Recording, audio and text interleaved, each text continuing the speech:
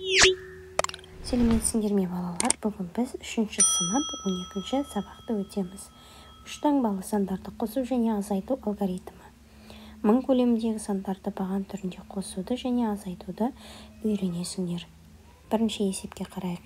Сандарды оқы, оларда қанша жүздік, ондық, бірлік бар. Сандарды разрядтық қосылғыштардың қосындысы түрінде жаз. Бізде А есебіне қарайық. Гүл берілген, гүлдің күлтелерінде 3 таңбалы сан берілген. Осы 3 таңбалы сандарды жазамыз және разрядтық қосылғыштардың қосындысы түрінде жазамыз. Яғни барлық сандарды жазып алдым мен. 689, 698, 986, 968, 869, 896 деп. Енді бізде 689-да 6 жүздік бар. Ондығы 80, 8, бірлігі 9. Яғни осыда біз 600-де 6 жүздік бар. 80-де 8 ондық бар. 9 бірлік деп жазып алдық. Дәл осылай барлығын жазып алдық. Келесі есепті қарай. Келесісін қарайтын болсақ 698. 600 қосу 90 қосу 8. Яғни 6 жүздік, 9 ондық, 8 бірлік.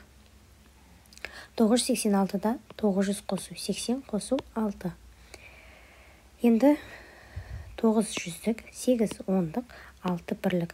Бұл жағын біз, мына жағын біз ауызша айтсақ та болады, жазу міндетті емес.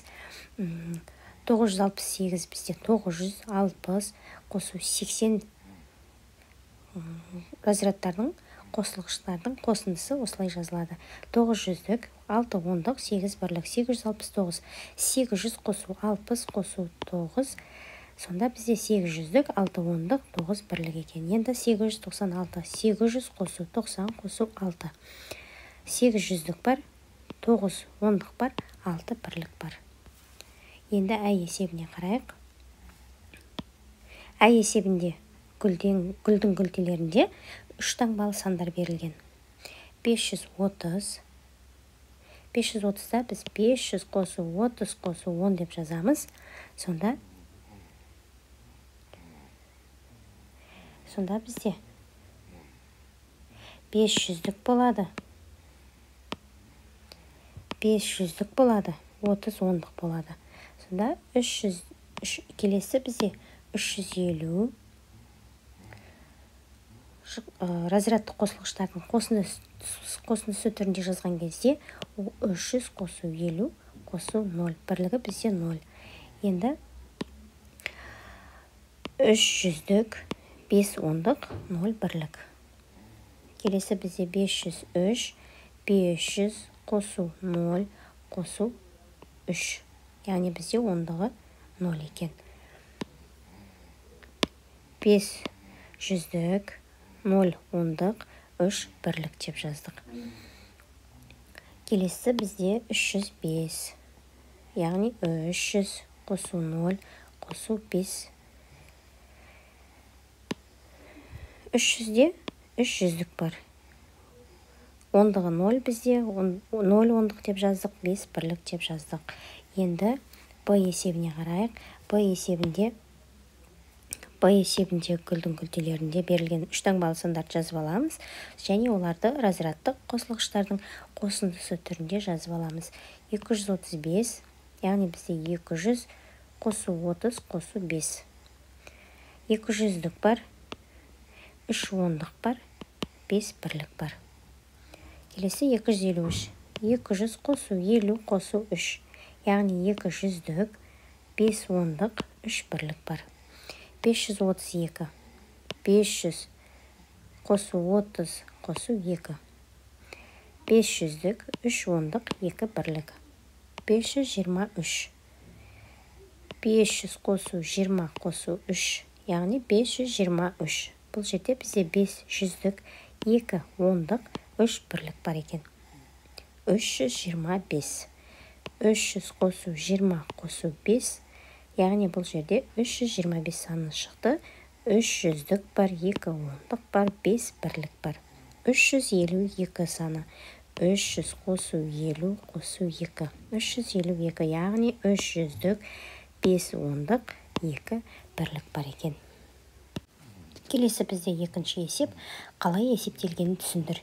Есептеу тиімді болу үшін мыңдықтарды жүздіктерге, ондықтарға және бірліктерге қалай жіктеуге болады. Бізде кестеде көрсетілген, яғни қосу. Бірінші кестеде қосу амалымен есепті шығарамыз. Бірліктер, ондықтар, жүздіктер, мыңдықтар класы берілген. Бізде 757 қосу 243.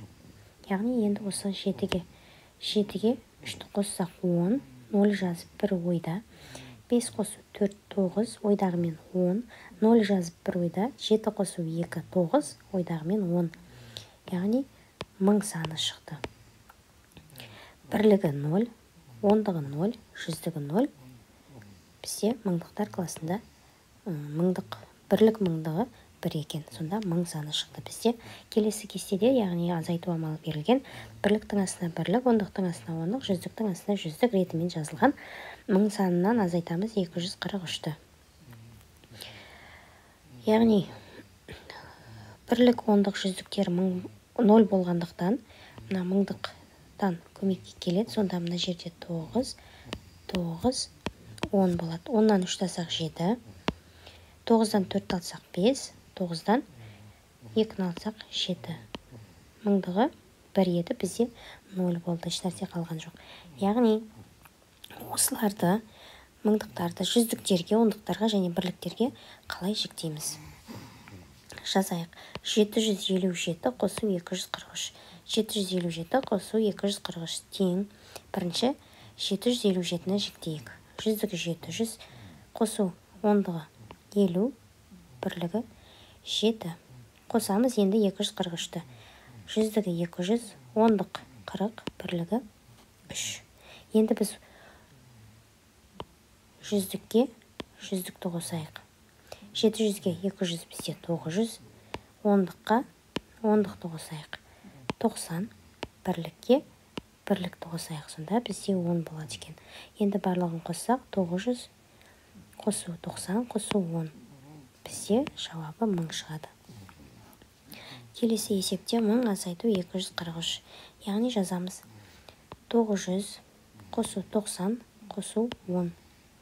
Бізде 1000-ның соң бірлігі бізде 0 болғандықтан бірлікті азайта алмаймыз. Сондықтан 10 деп аламыз. 10 азайту 3 деп аламыз. Бірлікті азайтқан кезде соңғы 10-нан 3-ті азайтамыз. Енді келесі 243 жіктейміз. 243. Жақшаның ішіне қосып аламыз барлығын. Қосу деп жазып аламыз. Енді бұл жерде жүздіктен жүздікті азайтамыз. Яғни мына азайту амалын пайдалана отырып. 900 азайту 200, 700. Қосуды жазамыз. Міне мына қосу белгілерін. Енді ондықтан ондықты азайтамыз. 90 азайту 40, 50, 10 азайту 3, 7. Біз енді осыларды біріктіреміз. 700 қосу 50 қосу 7. Сонда 757 жауабы шығады екен. Үшінші есеп мысалдардың бір қатарын таңда. Есептеген кезде біз 3 таңбалы сандарды баған түрінде қосып азайтамыз. Яғни 582 қосу 418 баған түрінде жазып алдым. 2 қосу 8, 10, 1 ойда. 8 қосу 1, 9, ойдағымен 10, 0 жазып 1 ойда. 5 қосу 4, 9, ойдағымен 10. Бізде жауабы 1000 екен. Тең 1000. Келесі 715 қосу 481. 5-ге 5-ті қоссақ 10, 0 жазып 1 ойда. 8-ге 1, 9, ойдағымен 10. 0 жазып 1-ні ойға қалдырамыз. 7 қосу 2, 9, ойдағымен 10. Жауабы 1000. 519 қосу 481. 9-ға 1-ді қоссақ 10, 1 ойда, 0 жазамыз. 8 қосу 1, 9 ойдағымен 10, 0 жазып 1 ойда. 5 қосу 4, 9 ойдағымен 10. Яғни бізде жауабы 1000. Енді біз 245 қосу 693. 5 қосу 3 бірлігін қосамыз. 8. 4 қосу 9, 13, 1 ойда. 6 қосу 2, 8 ойдағымен 9. тең 938. Келесі бізде 239 қосу 377. 9-ға 7-ні қоссақ 16, бір ойда алтынысын жазып, бір ойға қалдырамыз.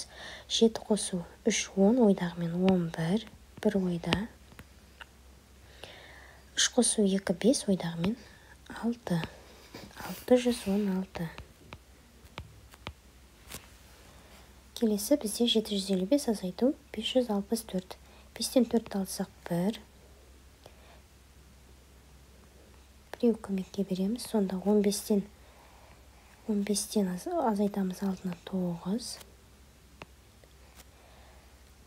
7-ден біреу кетті, бізде 6 қалды. 6-тан 5 алсақ 1. 191. Енді 1000 азайту 826. Бізде 1000-дықтан көмекке барады. Сонда бізде 9, 9, 10 болады. 10-нан алдын алсақ 4, 9-дан 2-ні алсақ 7, 9-дан 8-ді алсақ 1. Бізде жауабы 174. Келесі 1000 азайту 721. 1000-дықтан көмекке барады. 9, 9, 10. 10-нан 1-ді алсақ 9, 9-дан 2-ні алсақ 7, 9-дан 7-ні алсақ 2. Жауап бізде 279. Келесі 1000 азайту 173.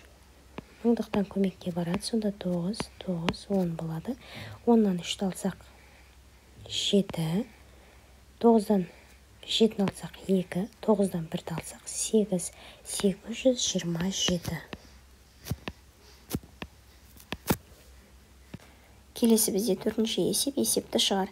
Көкөніс сататын дүкенде 455 кг сәбіз және 129 кг қызанақ болған еді. Көкөністердің біразы сатылғаннан кейін, онда тағы 245 кг көкөніс қалды. Қанша килограмм көкөніс сатылды? Дүкенде бізде сәбіз 455 кг бар, қызанақ 129 кг бар. Көкөністердің біразы сатылғаннан кейін дүкенде бізде 245 кг көкөніс қалды. Яғни бізде 455 сәбіз, 129 қызанақ екеуін қосып, жалпы санын шығарып аламыз. 245 қосу 129, 584 шықты. Енді бізде барлығы 584 көкөніс бар еді.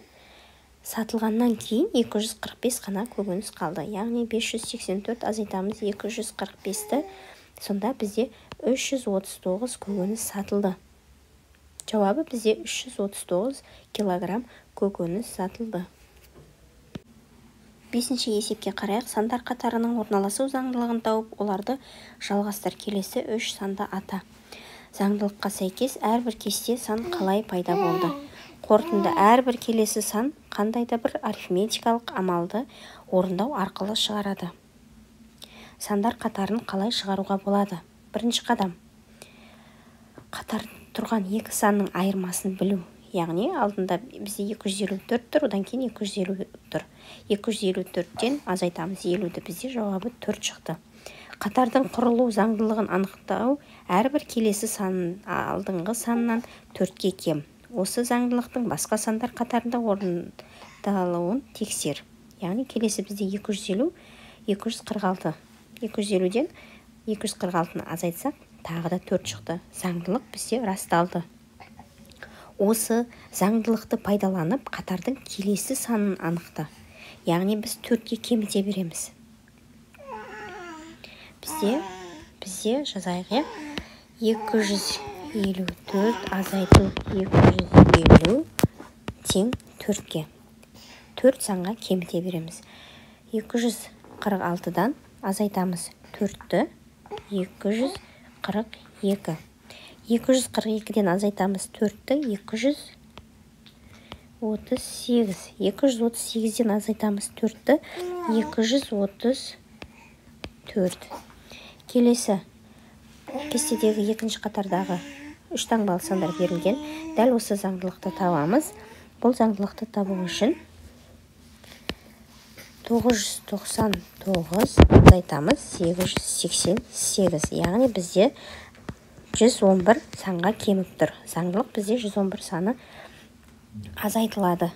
777-ден 111-ді азайтсақ 666, 666-дан 111-ді азайтсақ 555, 555-тен 111-ді азайтсақ 444. Келесі бізде 500 азайту 450. Сонда 50 санына кеміп тұр. Заңдылық бізде арасы 50 санынан кеміп тұр. 400-ден 50-ді азайтсақ 350, 350-ден 50-ді азайтсақ 300, 300-ден 50-ді азайтсақ 250 шығады. Алтыншы есептерді шығар. Бізде А есебіне қарайық. Қала саябағында 230 терек өсіп тұр, ал қара ағаш одан 125-ке артық. Қала саябағында барлығы қанша ағаш өсіп тұр? Бізде терек 230, қара ағаш белгісіз, бірақ терекке қарағанда 125-ке артық дейді. Сосын саябақта барлығы қанша ағаш өсіп тұрған табуымыз керек. Шешуі: терек 230, қара ағаш 230, бірақ 125-ке артық. 230-ға 125 қосамыз 355, яғни қара ағаштың саны 355 болды. Енді барлығын табу үшін терек пен қара ағаштың санын қосамыз. 230 қосу 355 тең 585 барлығы. Жауабы: қала саябағында барлығы 585 ағаш өсіп тұр. Алтыншы есептің ән нұсқасына қарайық. Жер теліміне 132 түп таңқурай, одан 50 түп кем қарақат, ал қарақатқа қарағанда 54 түп қарлыған артық отырғызылды. Жер теліміне қанша түп қарлыған отырғызылды? Бізде таңқурай 132, қарақат белгісіз, бірақ таңқурайға қарағанда 50 түп кем. Біз бұл жерде қарақатты тауып аламыз. Бірінші, қарлыған белгісіз, бірақ қарақатқа қарағанда 54 түп артық. Яғни біз бірінші қарақатты тауып аламыз. Бізде таңқурай 132, 50 түпке кем. Қарақат 50 түпке кем екен, яғни таңқурайға қарағанда аз екен. Сонда біз 132 азайту 50, сонда 82 түп қарақат отырғызылды. Енді қарлығанды табу үшін қарлыған бізде белгісіз, бірақ 54 түп артық қарақатқа қарағанда. Қарақат бізде 82 қосу 54 түп артық, сонда бізде 136 түп қарлыған отырғызылған. Жауабы бізде жер теліміне 136 түп қарлыған отырғызылды. Алтыншы есептің Б нұсқасына қарайық. Үйеңкінің биіктігі 70 дециметр, қара ағаш 120 дециметр, терек 200 дециметр. Енді үйеңкі теректен неше дециметр аласа? Яғни терек 200, теректен үйеңкіні азайтамыз. 200-ден 70-ті азайтамыз. Сонда 130 дециметр шығады. Екінші, қара ағаш үйеңкіден неше дециметр биік? Қара ағаш бізде 120-дан азайтамыз 70-ті үйеңкіні. Сонда бізде 50 дециметр шығады. Үшінші, терек қара ағаштан неше дециметр биік? Терек бізде 200, қара ағаш бізде 120 дециметр, сонда бізде 180 дециметр шықты. Жауабы үйеңкі теректен 130 дециметр аласа. Қара ағаш үйеңкіден 50 дециметр биік. Терек қара ағаштан 80 дециметрге биік. Жетінші есеп: үй тұрғызу. Өрнектерді дәптеріңе баған түрінде жаз. Құрылыс жоспары: үйлердің шатырындағы цифрлардан ең үлкен және ең кіші үш таңбалы сандар құрастыр, олардың айырмасын тап. Бізде мына үйшікте 3 сан берілген, яғни 3 таңбалы сан құрастыруымыз керек: ең үлкен және ең кіші. Ең үлкенді табу үшін біз үлкен саннан бастаймыз. 975. 975. Ең кіші сан табу үшін, ең кіші сан, үш таңбалы ең кіші сан құрастыруымыз үшін Ең кіші саннан бастаймыз. 579. Сонда 579. Енді бізде осы цифрлардан ең үлкен және ең кіші үш таңбалы сандарды құрастырдық. Енді олардың айырмасын тап. Баған түрінде шығарамыз. 975. Азайтамыз. 579. Біреу көмекке барады. 15-тен 9-ды алсақ 6. 16-дан 7-ні алсақ біз 9. 8-ден 5-ті алсақ 396 шықты. Енді келесі үшке қарайық. Бұл жерде ең үлкен үш таңбалы сан құрастыруымыз үшін үлкен саннан бастаймыз. Яғни 8, 6, 4. 864. 864. Ал ең кіші сан, үш таңбалы сан құрастыруымыз үшін ең кіші саннан бастаймыз. 468. Енді бізде тапсырма бойынша үлкен саннан кіші санды азайтамыз. 864 азайту 468.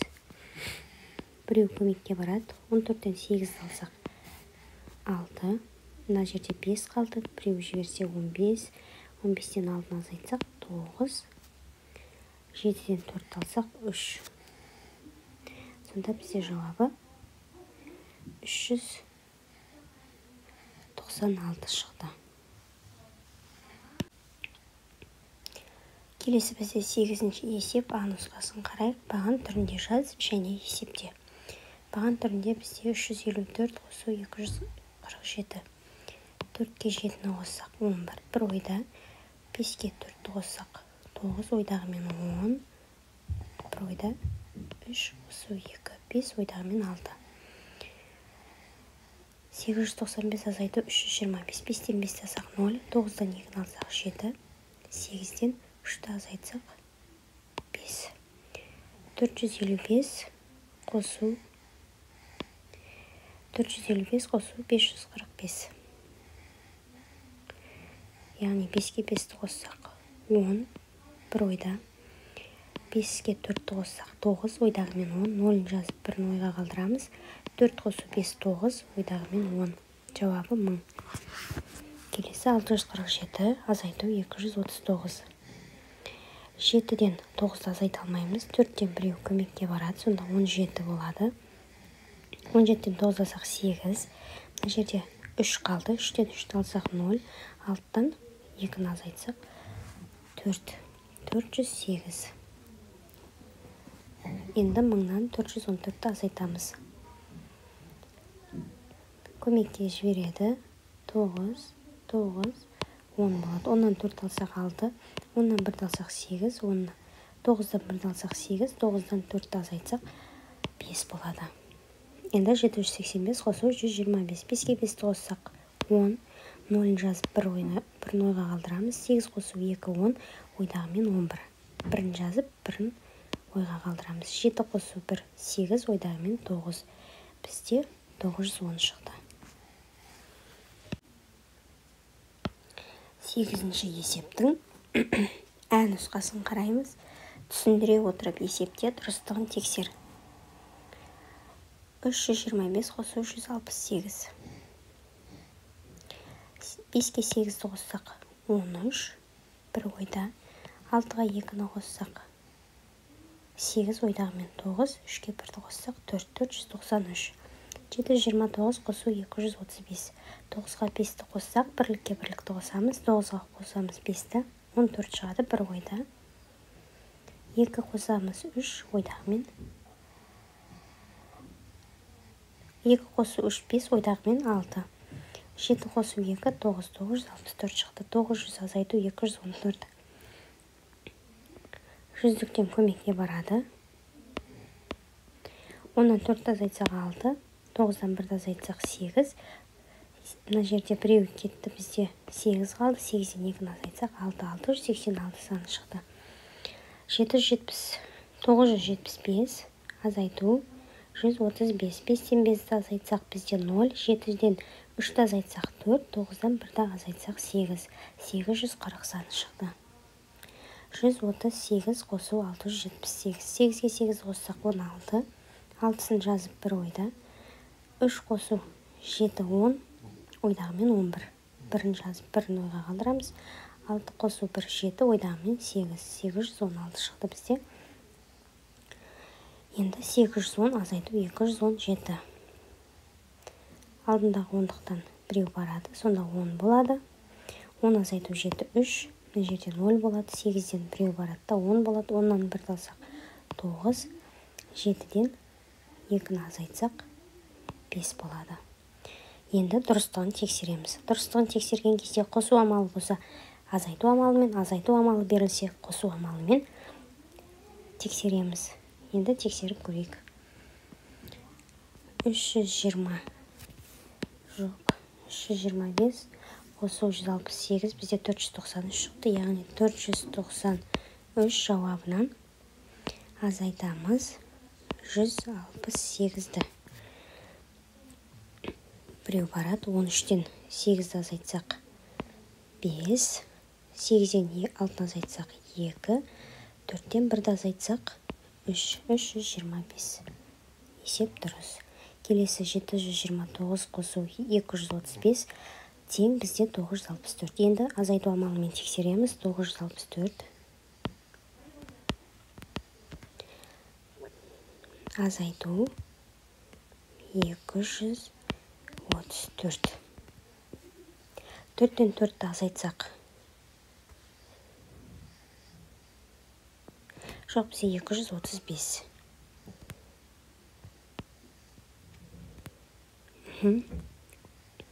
Алтыдан біреу көмекке барады. 14, 14-тен 5 азайтсақ 9. 5 қалды мына жерде. 5-тен 3-ті алсақ 2. 9-дан 2-ні азайтсақ 7. 729. Есеп дұрыс. Енді келесі есеп бізде 686 қосамыз 214. 6-ға 4-ті қоссақ 10. Бір ойда 8-ге 1-ді қоссақ 9. Ойдағымен 10. 0-ын жазамыз. Бір ойда 6-ға 2-ні қоссақ 8. Ойдағымен 9. 900 шықты. Есеп дұрыс. Енді біз 840 қосу 135. 0-ге 5-ті қоссақ 5. 4-ге 3-ті қоссақ 7. 8-ге 1-ді қоссақ 9. 975. Есеп дұрыс. Енді 816 азайтамыз 678-ді. Біреу көмекке барады. 16-дан 8 алсақ 8. Мына жерде 0 қалды. 8-ден біреу барады. Сонда 10. 10-нан 7 алсақ 3. 8-дің біреуі кетті. Бізде 7 қалды. 7-ден 6-ны азайтсақ 1. 138 шықты. Сонда бізде есеп дұрыс. Енді келесі 593 қосу 217. 3-ге 7-ні қоссақ 10. Бір ойда. 9-ға 1-ді қоссақ 10. Ойдағымен 11. Бір ойда. 5-ге 2-ні қоссақ 7. Ойдағымен 8. 810. Яғни есебіміз дұрыс. 9-шы есепті шығар. Алматы қорығында өсімдіктің 970 түрі бар. Ал батыс Алтай қорығында өсімдіктің түрі одан 87-ге кем. Батыс Алтай қорығына қарағанда Бурабай ұлттық мемлекеттік табиғи саябағында өсімдіктің 126 түрі бар. Бурабай табиғи саябағында өсімдіктің қанша түрі өседі? Бізде Алматы қорығында берілген жазып алайық. Алматы қорығында 970 түрі бар. Батыс Алтай қорығының белгісіз, бірақ Алматы қорығына қарағанда 87-ге кем. Сонда біз бірінші Батыс Алтай қорығын тауып аламыз.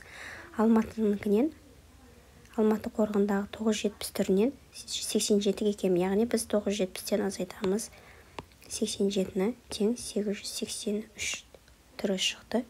Батыс Алтай қорығында бізде 883 түрі бар екен. Енді Бурабай саябағындағын табамыз. Бурабай саябағында бізде белгісіз, бірақ Батыс Алтай қорығына қарағанда 126-ға кем. Яғни 883-ге қарағанда 126-ға кем.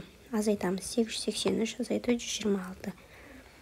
Тең бізде 757 түрі бар екен Бурабай қорығында. Жауабы Бурабай табиғи саябағында өсімдіктің 757 түрі өседі. Келесі бізде 10-шы есеп ауызша есепте. 5000 қосу 45000. Яғни бізде бірліктері 0-ге тең, бірліктер класы, ал мыңдықтарын қосамыз енді. 5000-ға 45000-ді қосамыз, яғни 5-ке 45-ті қосамыз. Сонда бізде 50000. Түрді жазбай қойайын. 20000 қосу 10000. Бізде бірліктер класы 0-ге тең, сонда біз мыңдықтар класын қосамыз. 20-ға 10-ды қосамыз, бізде 30000. 125 000-нан азайтамыз 20000-ды. 125-тен азайтамыз 20000-ды. Нөлдерді жазып аламыз.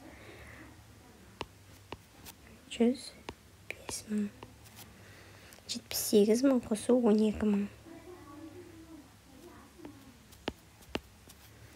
78-ге 12-ні қоссақ 90. 900 000 азайту 600 000. Бізде бірліктер класы 0. 900-ден 600-ды азайтсақ 300 000. 290 000 қосу 310 000. Бірліктер класы бізде 0. 290-ға 300-ді қоссақ 600.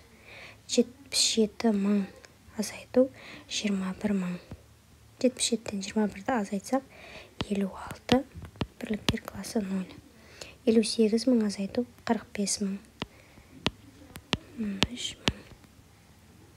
45 000 азайту 11 000. Бізде бірліктер класы 0, 0, 0. 45-тен 11-ді азайтсақ 34 000. Осымен 12-ші сабағымыз аяқталды. Сау болыңыздар. Менің каналыма тіркеліп, қоңырауша белгісін басуды ұмытпаңыздар. Күнделікті тапсырмаларды бірге орындайық.